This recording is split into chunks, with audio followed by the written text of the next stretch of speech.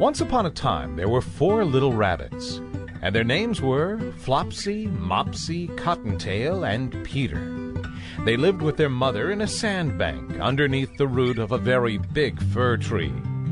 "Now, my dears," said old Mrs. Rabbit one morning, "you may go into the fields or down the lane, but don't go into Mr. McGregor's garden. Your father had an accident there. He was put in a pie by Mrs. McGregor. Now run along and don't get any mischief. I'm going out."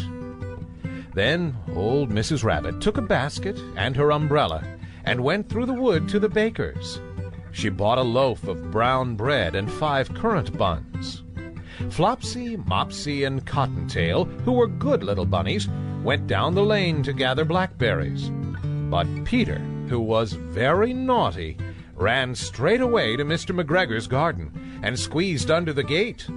First, he ate some lettuces and some French beans, and then he ate some radishes, and then, feeling rather sick, he went to look for some parsley.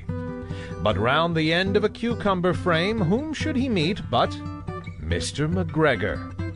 Mr. McGregor was on his hands and knees planting out young cabbages, but he jumped up and ran after Peter, waving a rake and calling out, "Stop, thief!"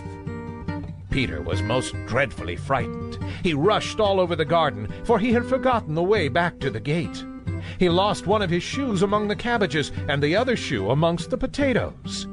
After losing them, he ran on 4 legs and went faster, so that I think he might have got away altogether if he had not unfortunately run into a gooseberry net and got caught by the large buttons on his jacket.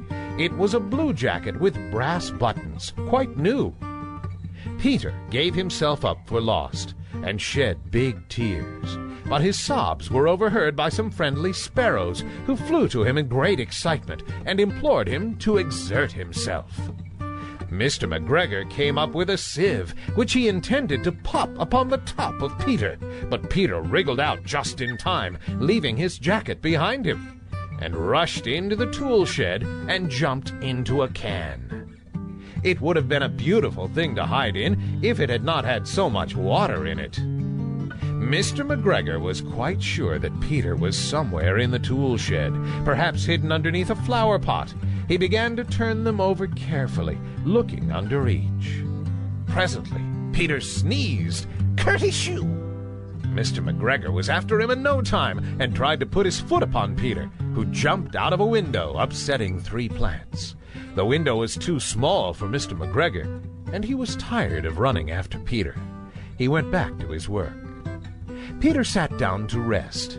He was out of breath and trembling with fright, and he had not the least idea which way to go. Also, he was very damp with sitting in that can. After a time he began to wander about, going lippity-lippity, not very fast, and looking all around. He found a door in a wall, but it was locked, and there was no room for a fat little rabbit to squeeze underneath. An old mouse was running in and out over the stone doorstep, carrying peas and beans to her family in the wood.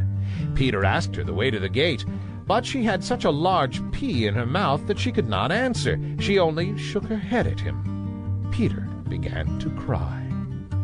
Then he tried to find his way straight across the garden, but he became more and more puzzled. Presently he came to a pond where Mr. McGregor filled his water cans.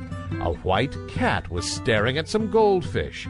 She sat very, very still, but now and then the tip of her tail twitched as if it were alive.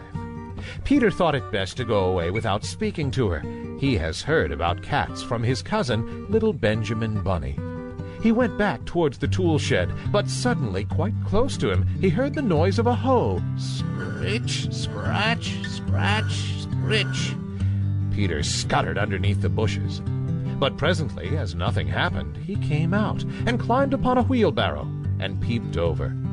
The first thing he saw was Mr. McGregor hoeing onions.